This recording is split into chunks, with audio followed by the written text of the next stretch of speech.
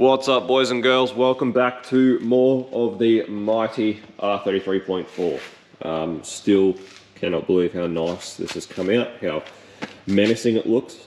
It just looks, wow, I love it. Anyway, so this morning we'll get on to finishing the boost control lines and we'll start trying to get this exhaust sorted out.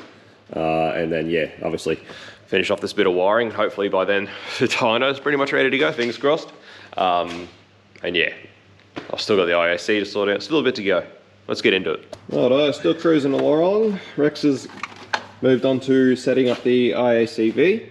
I fixed the MAC valve wiring, so that's it there. It's been remade and extended and rejoined back here from where it was damaged. And obviously heat sleeving this time. Did a bit more work in our little sub loom. It's pretty much ready to go inside into the ECU. So we dragged the car forward again so I can open the door. And we can start looking at the ECU end for the wiring and getting this sorted out. As you can see, made our final little boost control line. And I've got our pre-cooler IAT in there. So it's all coming along pretty good. Alright, so this is what we've done in the bay. As you can see, just P-clamped the wiring up over the coil tower. This is all of the wiring. I repaired the one that came to this headlight as best I could. It's all good. Repaired enough for what it is. I don't even really know what it does, but obviously not aesthetically the nicest thing to do, but I mean at this stage I'm really not super worried about the aesthetics of this car. It's a drift car, not a show car. We really just need this thing to be absolutely reliable and not have any issues. So that's super far away from any heat. So there's now no wiring under the hot side at all. It's all up here. So that's awesome. That's that. Happy days. Yeah, the only thing I just thought I might do I might still do, is actually I might pull the speed sensor back out and put some heat sleeving over there. Not sure what this wiring is like, or the quality of it. Might not be a bad idea just to have some heat protection just on that initial part there. Righto guys, so Rex got the IACV sorted out. I started fabbing up this dump. I figured I'll fab the dump so that I've at least fabbed something on the car. So it's coming along alright. I'm a bit pissed off. I made a dog's breakfast out of the flange. First time I picked up the welder in a little while. It was a bit rusty. I probably should have started with just a butt joint rather than going straight for the flange. But anyway, you get that on the big jobs. The rest of the welds are coming out alright though. So while I'm doing that, Rex is working on getting the other half of the exhaust back into the car and then sorting out the hangers underneath the car so that there's actually some hangers. So you can see down there where the exhaust is there, so that's where I've got to make the dump down to, and we'll put a V-band just there. And my plan is, where that is, you should be able to sort of turn this wheel full lock to the right, and hopefully you should be able to get in there and get at the V-band that's going to be just down there. So you should be able to get the dump out of the car without actually having to jack the car up at all, is the idea. So that's what we're aiming for. Obviously it's a very low car, so you can only do so much, but trying our best to make it somewhat easy to work on if you ever have to. But yeah, anyway, it is what it is. So obviously, yeah, being forged RB25 and everything else, there's a lot of stuff here to make a fair bit of power, but obviously between this turbo and our 3-inch exhaust, that's what's going to limit the combo at where it is. But we've talked to Brad, 500 horsepower is a fair bit of pepper. It's sort of plenty of power to be competitive, and you can still drive a very gripped up car very well at 500 wheel. Like it's enough power to still do well with a gripped up car and be very competitive on kill mode. So between that and sort of just walking that fine line of being somewhat respectable to the rest of the driveline, it's only an RB25 DT gearbox, you know, 500 horsepower starting to get a bit up there for that sort of thing. So we figure that's a pretty good medium. So if we can get it a 500 wheel with this setup, you know, might do cams next and then maybe try and get a bit more out of it, but I'd say that's more or less how the car's going to end up just being. Alright guys, so I just had a thought. Was just thinking about how, like, what the EMAP is probably going to read around this thing, and if we're like, you know, if we're running sort of 24, 25 pound of boost and it's around 2 to 1, probably going to see around 50 pound or so on the EMAP side. And that led me into the fact that I've only got a 4-bar map sensor, which even if you, yeah, the problem we're going to have is that you can't even play with the calibration because we're probably going to run out of voltage by the time it gets over 3 bar gauge, which is obviously not enough to measure what we want to measure. So it depends.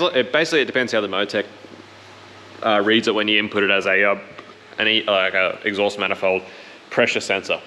But just given the nature of a map sensor and how it reads, the fact that it does have to read vacuum and that voltage has, like, the pull down has to pull the voltage down, I don't think it's going to work. So we'll see how it goes on the dyno. Still waiting on the bolts we need to get the dyno sorted and get this thing on it. It is now 2:45 on Friday afternoon, so that's great. That's really awesome. Anyway, we'll see how it goes. I don't know why. Very rookie mistake to make, getting only a 4-bar map sensor to measure the EMAP. That was silly. Should have been at least sort of 7 or 8 bar. Anyway, too much stuff going on. Don't know what happened. Just a total space cadet moment. Righto guys, the dump is coming together. We've got it mostly welded out. It's just that end, the bottom half, basically to weld out now.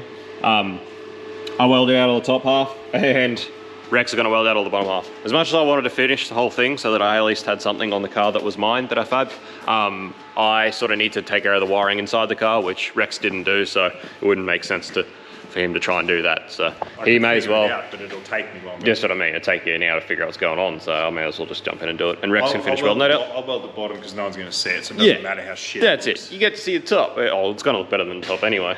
That's the sad part. And to be like, oh, the bottom looks real good. Shut up. Anyway, so it's been a pretty rough day. It is now 5 o'clock. Literally 10 minutes ago, the bolts for the dyno rocked up. It's 5 o'clock on a Friday afternoon. Holy crap, we had to go gallivanting around the countryside because, like usual, the bloody useless freight company dropped them somewhere they weren't supposed to. Long story. Either way, at the very least, we can get this thing tuned tomorrow, which is Saturday, and then Brad can come get it on Sunday, and he can take it and it can go get a new windscreen, it can get an alignment and everything else that needs to happen, and it will be done. That's the best thing. So anyway, Rex will finish welding that out. I'll sort out the wiring inside the car. After that, it is done. Ready to be started up and get ready to tune again. So happy days, happiest days. It's been a huge week. It's been a huge few days.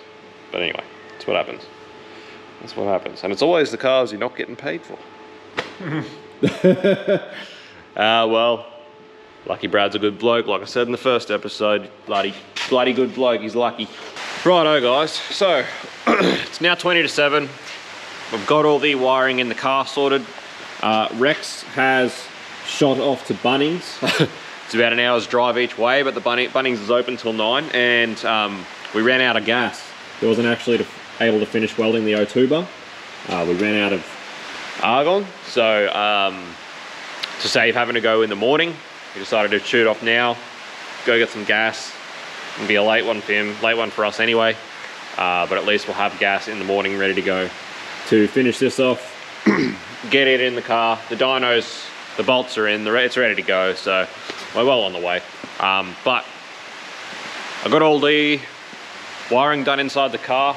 I got all that sorted out and plugged the laptop in, and I started the process of getting connected to the MoTeC and trying to set up these new sensors as inputs on the ECU.